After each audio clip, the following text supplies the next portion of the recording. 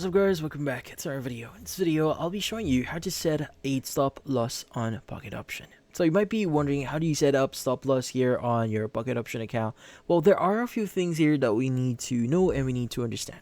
Now, the thing with Pocket Option here, there are specific accounts here that supports stop loss. Now, if you're using, like for example, you have a quick trading reel or a quick trading demo account here, well, in this case, stop loss is not supported on those account types. So unfortunately, if you do have this account types here, you won't be able to use stop loss here because again, those platforms are actually designed for paced trading here and fixed states and do not provide like flexible risk.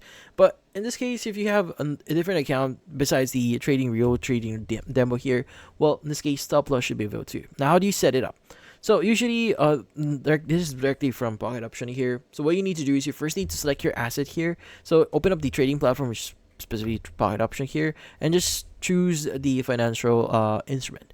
Now, in this case, you want to determine the risk level as well. So in this case, you want to calculate an acceptable loss level based on your strategy. And you just need to open a trade. Now choose the trade direction here, either buy or sell.